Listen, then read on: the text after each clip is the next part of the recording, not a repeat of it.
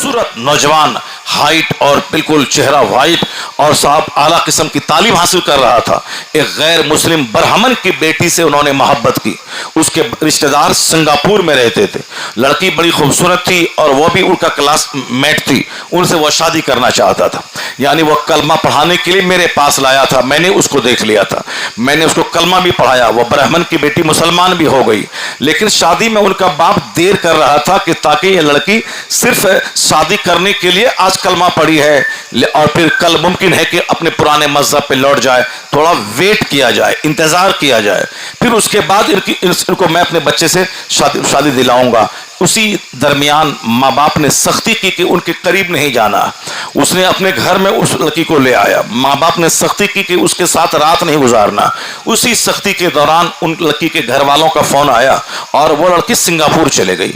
Singapore चले गए कह करके कि फिर मैं वापस आऊंगी और तुमसे शादी करूंगी। मगर उनके बाद में वहां जाने के बाद उनके गार्जियन ने ब्रेन वॉश किया और फिर वो लड़के से दूर रहने लगी। अब वो बोल दी कि अब मैं नहीं आऊंगी, शादी नहीं करूंगी। इसी दरमियान लड़के से बर्दाश्त नहीं हुआ। वो उनके घर के बाजू में बंबई और चेन्नई की जो बड़ी लाइन है ट्रेन की, वो लाइन गुजरी है, उसी में जाके उन्होंने अपनी जान दे दी। यानी ट्रेन के पहिए के नीचे अपना सर दे दिया, गर्दन कट गई। लोग चौंक गए। ऐसा खूबसूरत नौजवान, ऐसा तंदुरुस्त, सेहतमंद और बिल्कुल पढ़ा लिखा नौजवान जान दे दिया। चूंकि आदमी दिमाग में बिठा लिया ये लड़की नहीं मिली तो बस दुनिया में मेरे लिए कुछ नहीं है। अब इसी कदर उसमें पागल हो गया, मजनू हो गया। अब वह प्यार में धोखा हुआ, जान दे दिया। एक लड़का है, सामने वाला एक कीमती कार खरीद लिया। अब इसके पास जॉब नहीं है, नौकरी नहीं है, दिमाग में बैठा लिया है मुझको मकान भी चाहिए, गाड़ी भी चाहिए। अब ये 5 साल से दिल्ली में काम कर रहा है मगर नहीं, और आमदनी बढ़ रही है। अब तनाव में आ गया, टेंशन में आ गया कि अब मैं उसका मुकाबला नहीं कर पाया। ये मेरे साथ कॉलेज में पढ़ता था, ये शानदार घर बना लिया, शानदार गाड़ी खरीद ली, मेरे पास कुछ नहीं है। मैं समाज में जलील हो गया। नर्वस होके इन्होंने जान दे दी, छलांग लगा दी कुएं में और साहब जान दे दिया। इस तरह से माँ बाप का टेंशन, बीवी का टेंशन, बीवी मेरी बात नहीं मान रही, बीवी मेरे चचेरे भाई से दिल लगा रही है, बीवी साहब का कैरेक्टर खराब हो गया, वो मेरे अपने खास भाई से दिल लगा रही है। अब शौहर क्या करे, इधर भाई है उधर बहन है, उधर भाई उधर बीवी है, कि भाई को ज़बह करे कि बीवी को ज़बह करे। एक तरफ एक नौजवान देवरिया इलाके का, उसका उनके पास इतना काम था कि उसको फुर्सत नहीं थी अपनी बीवी को घर छोड़ने की। वो अपने खास हकीकी भांजा यानी अपनी बहन के बेटा जो उसके यहाँ काम करता था, उसके जरिए वो अपनी बीवी को मार्केट भेजता था। उनके पास फुर्सत नहीं फैक्ट्री से, उनके हाथ से अपनी बीवी को घर भेजता था। अब कहाँ बंबई है, कहाँ देवरिया सलेमपुर का इलाका, वहां वो भेजता था। उनके पास टाइम नहीं है, फैक्ट्री में इतना काम है। अपने जवान भांजे के साथ बीवी को भेज रहा है। इस्लाम का कानून है कि जिससे भी निकाह हो सकता है उससे पर्दा फर्ज है। यानी चचेरा भाई, ममेरा भाई, उससे निकाह हो सकता है, पर्दा फर्ज है। यहां तक कि देवर और जेठ से निकाह हो सकता है। यानी किसी की कोई मर गया, उसकी बीवी बेवा हो गई, अब बेवा हो गई उसका बड़ा भाई, उससे भी शादी हो सकती है। जिस तरह हम लोग गांव समाज में कहते हैं कि साहब ये जेठ है, उससे पर्दा करती हैं औरतें, पर्दा तो करना ही चाहिए चूंकि निकाह उससे हो सकता है। देवर से निकाह हो सकता है। अपना भांजा जो बहन का बेटा है, अगर मामू मर गया, मामानी है, तो भांजा से उसकी शादी हो सकती है, भतीजे से शादी हो सकती है। जैसे चचा की बीवी है, वो चची लगी, चची है, और इधर वो भतीजा है। अगर शौहर मर गया यानी चची का शौहर जो उसका चचा है, तो फिर ये भतीजा अपनी चची से शादी कर सकता है। यानी जिससे निकाह हराम है उसके सामने पर्दा करना फर्ज नहीं है। यानी चेहरा उसके सामने खुला रहेगा। जैसे बाप अपना खास चचा, अपना खास फूफा और अपना बेटा, अपना खास भाई, जिससे कि निकाह हराम है, उसके सामने पर्दे के साथ आए जाए, चेहरा हाथ खुला रहे तो कोई हर्ज नहीं है। लेकिन अजनबी के सामने बेपर्दा जाना हराम है। उनके सामने गर्दन छुपाना फर्ज है, गला छुपाना फर्ज है, कलाई छुपाना फर्ज है। यानी उसके सामने बेपर्दा ना जाए। जिस तरह अपने भांजे के सामने, अपने भतीजे के सामने, अपने देवर के सामने, देवर तो मौत है। यानी अब क्या समझा कि वो तो भांजा है, वो तो बेटा समान है। अब उनके साथ आ रही जाए, एक दिन अपनी आंख के सामने उस आदमी ने अपनी बीवी को अपने भांजे के साथ बिल्कुल चिपका हुआ पाया। ये बताएं कि अब वो करे तो क्या करे, वो जहर खा के मर जाए या अपने भांजे को ज़बह कर दे। चूंकि उधर बहन का सवाल है, ये बहन का बेटा है, इधर उनकी अपनी बीवी है, उनके 2-4 बच्चे हैं। अब वो बीवी को मारे, इन 2-4 बच्चों का क्या होगा? भांजा को मारे तो बहन को क्या जवाब दे? अब एक रास्ता है कि खुद ही जहर खा के मर जाए। इस तरह से बेशुमार किस्से आते हैं जब आदमी सब्र से काम नहीं लेता और इस्लामी उसूल और ज़ाब्ते के खिलाफ जीता है तो जहन्नम की आग तो वहां मिलेगी, इसी दुनिया में बेचैनी की आग का सामना करना पड़ता है। इसी दुनिया में आदमी झुंझुला के जहन्नम का रास्ता इख्तियार करता है। इस कदर टेंशनेबल माहौल में बंदा रह रहा है आजकल, और वो सब हमारा अपना पैदा किया हुआ है, वो सब हमने अपने हाथों से इस माहौल को क्रिएट किया है, वो हमारा जन्म दिया हुआ है। दौलत की हवस ने मुझे रिश्तेदारों से दूर कर दिया, दौलत की हवस ने मुझको तकरीर सुनने नहीं दिया ताकि मेरा मुर्दा दिल जिंदा हो जाता। तकरीर रोजाना सुनना चाहिए ताकि मरा हुआ दिल जिंदा रहे, ताकि आदमी का दिल चटियल मैदान के पत्ते की तरह जिधर की हवा चली उधर ही पत्ता पलट जाता है, उसी तरह यह दिल है, जिधर की हवा चलेगी उधर ही दिल उलट पुलट हो जाता है। इसलिए इस दिल को उजड़ने से बचाने के लिए शराबी की महफिल में ना जाए, पापियों से दोस्ती ना करे और गंदे लोगों से दोस्ती नहीं करे, वरना दिल गंदा हो जाएगा। हुजूर ने कहा था अर्रजुलु अला दीने खलीली फलयंजुर अहदुकुम मन युखालिल। मुस्तफा ने कहा था कि आदमी अपने दोस्त के दीन पर होता है, यानी दोस्त जिस कल्चर और जिस ट्रैक पे होगा आदमी उसी ट्रैक को फॉलो करने लगता है। इसलिए हुजूर ने कहा कि आदमी दोस्ती करने से पहले देख ले वह दोस्ती किससे कर रहा है। दोस्ती उससे करे जो उसके दीन को स्ट्रॉन्ग कर दे, दोस्ती उससे करे जो उनको गुनाहों से बचा दे, दोस्ती उससे करे जो उनको बुरे काम से बचा दे, दोस्ती उससे करे जो उनकी खराबी को उनके सामने बयान करके तमाम खराबियों को दूर करने की कोशिश करे। चापलूस से दोस्ती मत करे जो उनकी बुराई को भी अच्छाई बना के पेश करे, चापलूसी करे, उनकी बुराई को उनकी खूबी बयान करके पेश करे, उनकी बुराई पर पर्दा डाल दे और उनकी अच्छाइयों को हाईलाइट करके बताए, उनकी बुराई को भी अच्छाई बता के पेश करे। वह दुश्मन है अपने दोस्त का जो अपने दोस्त की बुराई को उनके सामने बयान ना करता हो। असल में खैर खा वो है जो अपने दुश्मन को अपने दोस्त को तबाही से बचाए, अपने दोस्त के ऐब को उनके सामने बयान करे, ना कि दूसरों के सामने बयान करे। जो दूसरों के सामने ऐब बयान करता है वह दोस्त नहीं, वह दुश्मन है, और जो अपने दोस्त के सामने उनका ऐब बयान करता है वह उनका वेल विशर है, वह शुभ चिंतक है, वह उनका खैर खा है। मोमिन की बुराई पीठ के पीछे नहीं करता है, मोमिन के सामने उनके ऐब को बयान करके उनको दूर करने की कोशिश करता है। लेकिन आज इससे बिल्कुल हटकर सामने तो मुंह बिचका के उनकी तारीफ करेंगे, वाह आप बड़े अच्छे आदमी हैं माशाअल्लाह, क्या करना, और जहां 1 मिनट के बाद उनसे नजर हटी और दूसरों से उनकी गीबत करना शुरू कर दिया, ये इंतहाई कमीना है, ये ऐसा है, बदबख्त है, इनके अंदर ये बुराइयां हैं, ये खराबियां हैं। 1 मिनट के बाद गीबत की पोटली लेके बैठ गए, उनके सामने चापलूसी किया कि वाह माशाअल्लाह आप बड़े अच्छे आदमी हैं। और अगर उनके अंदर कोई ऐब था तो तन्हाई में उनके सामने कहना चाहिए कि आप हमेशा गाली बकते हैं जिससे आपके दोस्त आपसे दूर भाग रहे हैं, आप मुस्कुरा दिमाग चाहा कि दूसरों से मिलते हैं, ये आपके सारे दोस्तों को छीन लेगा, मुस्कुरा के मिलना चाहिए, हदीस में आया है, वरना कोई आपके करीब नहीं आएगा।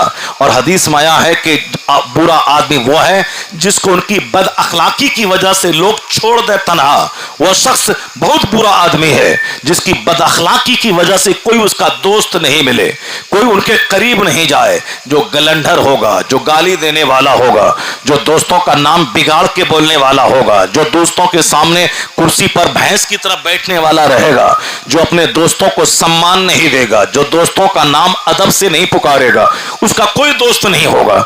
जिसकी बदज़बानी की वजह से लोगों ने मिलना जुलना छोड़ दिया हो, वह शख्स अल्लाह के नजदीक बहुत बुरा शख्स है, जिनकी बदज़बानी की वजह से लोगों ने उसे तन्हा छोड़ दिया हो। दोस्त वही है जो अपने दोस्त की बुराई को उनके सामने बयान करे, और और फिर वो और नासिहाना जज्बे से बयान करे ताकि ये बुराई दूर हो जाए और अच्छाई का खुगर हो जाए। लेकिन हमने इससे विपरीत लोगों की बुराइयां उनकी पीठ के पीछे बयान करना शुरू किया। गीबत के माहौल में हम जिंदा रहे तो हमने दोस्ती दोस्त ऐसे लोगों से की जिसकी दोस्ती की वजह से मैं बेनमाजी था, बेनमाजी हो गया। जिनकी वजह से मैं शराब कभी टच न किया था, अब शराब का खुगर हो गया। जिनकी दोस्ती ने मुझको बुराइयों के अड्डे पे जाने पर मजबूर किया, तो ऐसे लोगों से दोस्ती हरगिज नहीं करनी चाहिए। आजकल दूसरों से दोस्ती करने का चलन खूब बढ़ गया है। अपने भाई से मुंह फुला के बात करना, मुंह फुला के रहना है और दूसरों से दोस्ती करनी है। यह दोस्ती जहन्नम ले जाएगी अगर किसी ने गंदे लोगों से दोस्ती की। हुजूर ने मना किया, आखिर जमाने में आदमी को अपने घर की टाट बन जाना चाहिए। सरकार ने कहा जिस जमाने में हर आदमी अपनी राय को दूसरों से बेहतर समझने लगे कि मैं जो कहता हूं वो बात सही है, मैं जो बोलता हूं वो सही है, मैं जो कहता हूं सबसे अच्छी मेरी राय है, जिस जमाने में लोगों की सोच ऐसी हो जाए, उस जमाने में हुजूर ने कहा था कि पब्लिक लाइफ से अलग होकर रहना। यानी आदमी वही है जहां 10 लोग बैठे हैं, तो जिसकी राय अच्छी हो उसकी राय मान लेनी चाहिए।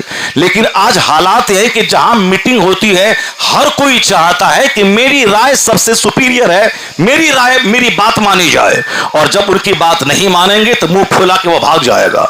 वह जलसे का बायकाट करेगा, मदरसे का बायकाट करेगा, वह कमेटी का बायकाट करेगा। नहीं, मेरी बात नहीं रही, मैं नहीं जाऊंगा। कयामत की निशानी है कि हर शख्स अपनी राय को दूसरों से बेहतर समझेगा, हर शख्स बखील हो जाएगा। कयामत की निशानी है कि हर शख्स पे बुखालत तारी हो जाएगी। यानी अगर मैं 100 रुपए जलसे में दे दूं तो 100 रुपए बचेगा तो मैं मोबाइल रिचार्ज करवा लूंगा। जहां पहले 100-100 बीघा जमीन लोग मस्जिदों में डोनेट करते थे, 50-50 बीघा जमीन लोग मदरसों में देते थे और उसी जमीन की आमदनी से मदरसा चलता था, मस्जिद के अखराजात चलते थे। लेकिन आज जिस बाप ने जमीन वक्फ की थी, बेटा उसकी जमीन को खोज खोज के ढूंढ कर बेच के खा रहा। जिस बाप ने कब्रिस्तान में जमीन दी थी 10 एकड़ जमीन, अब उसका बेटा कब्रिस्तान की जमीन बेच के खा रहा। यानी आज जमीन का रेट ज्यादा होने की वजह से 1 कट्ठा जमीन भी कहीं मिल जाए, अगर शहर में है तो 10, 20, 25 लाख रुपए, और देहात में सड़क के किनारे जमीन है तो 5 लाख रुपए, अगर खेती की जमीन है तो फिर भी 1 लाख रुपए कट्ठा से कट्ठा वो जमीन कहीं नहीं गई है। 1 कट्ठा जमीन बेचे 1 लाख रुपए, कौन 1 लाख रुपए छोड़ेगा? इसलिए बाप ने जमीन वक्फ की थी, उनका नालायक बेटा जमीन ढूंढ के बेच के हराम से, आग से अपने पेट को भर रहा है। कहां 100 बीघा जमीन वक्फ कर देना और कहां 1-1 कट्ठा जमीन तलाश करके उसको बेचकर अपने पेट और अपने जहन्नम को आग से भरना का कैसी सोच हो गई। हुजूर ने कहा था जब देखना कि बुखालत तारी हो जाए, लोग पैसा खर्च करने में दिल दुखने लगे, ज़कात को तावान लोग समझने लगे, लोग आए आलिम के मदरसे में 100 बच्चे पढ़ते हैं, ज़कात आप पर निकलेगी, आपने जमीन से 1000 कुंटल मकई की फसल आपने पैदा की है, ये अल्लाह ने दिया है, तो अब अल्लाह का हक निकालें, अपने गरीब भाइयों को दे दें, यानी उसका उश्र निकालें। आसमान के पानी से फसल पैदा हुई, 10 में 1 दें। पानी खरीद के आपने फसल पैदा की, 20 में 1 निकालें, यानी 20वां हिस्सा निकालें। तो अब वो 1000 कुंटल मकई खेती हुई, अब उसका उश्र अगर वो निकालेगा तो कितने कुंटल हो जाएंगे? अब उनको लगेगा अरे इतने कुंटल मक्का निकल जाएगा, धान निकल जाएगा, गेहूं निकल जाएगा, इतने पैसे निकल जाएंगे। अब वो मौलाना मौलवी के खिलाफ बोलने लगेगा, इस्लाम के खिलाफ बोलने लगेगा कि अब ना मुसलमान रहेगा वो और ना उसको ज़कात देना पड़ेगा, ज़कात का कानून सामने आएगा। अब वो ऑल फॉल बकेगा, निकला है 25 कुंटल, वो 1 कुंटल दे देगा, 1 कुंटल में 100 kg और 100 kg में 10 मदरसे को वो दे देगा 10-10 kg। बोलेगा अरे साहब मैंने 10 kg धान दिया आपको और आप कहते हैं कि आपने कुछ नहीं दिया, 10 kg, कुछ समझ रहे हैं मौलाना? 10 kg मैंने दे दिया। कौन देता है इस जमाने में? उस पर 25 कुंटल धान निकला था, जो अल्लाह ने उसको दिया था, उसका वो उश्र निकाले तो 25 कुंटल, 1 लाख में 2500 रुपया, 1 करोड़ में 2.5 लाख रुपए ज़कात। जिस रब ने 1 करोड़ रुपया दिया, उसी रब की राह में 2.5 लाख खर्च करना है। 1 करोड़ में 2.5 लाख कोई माना नहीं रखता। जिस अल्लाह ने 1 करोड़ दिए हैं, उस अल्लाह की राह में 2.5 लाख खर्च करना कोई माना नहीं रखता। और वो 2.5 लाख मैं किसको दूंगा? अल्लाह का फरिश्ता नहीं खाता। अल्लाह रब्बुल इज्जत ہم سے لے کر ہمارے غریب بھائیوں کو دینے کہتا ہے کہ تم کو ضرورت سے زیادہ مال ملا ہے, تمہارے پڑوس میں غریب ہے, مسکین ہے, وہاں بیوہ عورتیں ہیں جس کا کوئی سرپرست اور نگراں نہیں ہے, یعنی اپنے مال سے حصہ نکال, اپنے غریب بھائی کو دے دے, تیرا مال بھی بڑھے گا, تیرا دل بھی ناپاک ہو جائے گا, اور پھر ہم اس کے بدلے میں جنت میں جگہ دیں گے. یعنی تو زکات نکال, مال پاک ہوگا, مال بڑھے گا, تیرا دل ناپاکی سے بچے گا, اور پھر میں جنت بھی دوں گا. اتنے سارے وعدے ہیں. تو ایک خرچ کرے گا, میں اس کو 100 گنا دوں گا, میں 700 گنا تک اس نیکی کو میں بڑھا دوں گا. زکات نکال, اس سے فصل اور زیادہ پیدا ہوگی. تو ہمارا ہی بھلا اس میں ہے. میرا دل مال کی محبت سے پاک ہوگا, میرا مال ناپاک مال سے پاک ہو جائے گا, اور مال بڑھے گا. میرے غریب بھائی کی دلجوئی ہو جائے گی, جو میرا غریب بھائی تھا اس کی خوراک ہو گئی, اور میرا مال بھی بڑھ گیا, دل بھی پاک ہوا, جنت بھی مل گئی. اتنے سارے بینیفٹس ہیں. لیکن اخیر زمانے میں گندوں کی صحبت سے آدمی بخیل ہو جائے گا. حضور کہتے ہیں جب تم دیکھنا کہ لوگ اپنی رائے کو دوسروں سے بہتر سمجھنے لگے, جب تم دیکھنا کہ لوگوں پر بخالت مسلط ہونے لگی, تو اس زمانے میں اپنے اپنے گھروں کی ٹاٹ بن جانا.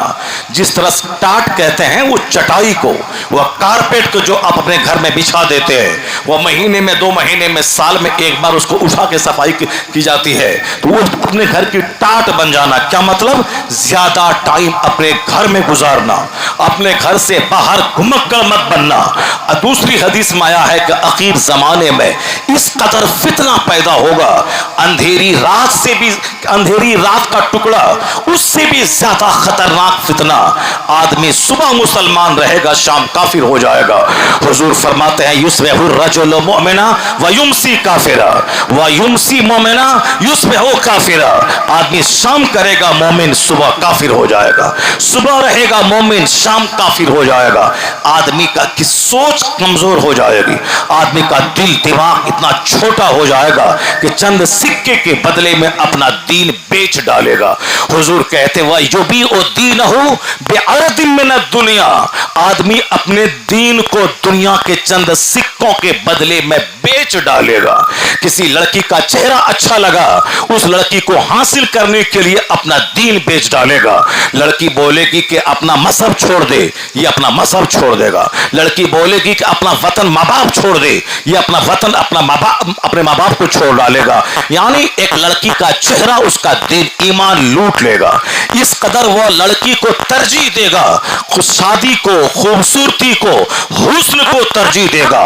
چاہے اسے قتل کرنا پڑے, 2-4 چھوکروں کا کرے گا, مگر وہ لڑکی چاہیے. چاہے اسے کیس مقدمہ کی آگ میں جلنا پڑے, مگر وہ لڑکی چاہیے. جب دین اسٹرانگ ہوتا ہے تو شادی بیاہ کا مسئلہ ثانوی حیثیت رکھتا ہے. جب دین اسٹرانگ ہوتا ہے, جنت کی سوچ بن جاتی ہے, تو آدمی دنیا میں مال دولت مکان دکان یہ ساری سوچ سبسڈیری بن جاتی ہے. لیکن جیسے دین کمزور ہوا تو چھوکری کا حسن اس کی زندگی کا سب سے بڑا ایم بن جاتا ہے. مال دولت کمانا اس کی زندگی کا سب سے بڑا ایم بن جاتا ہے. نوکری حاصل کرنا اس کے نزدیک سب سے بڑا کام زندگی کا بن جاتا ہے. نوکری کی خاطر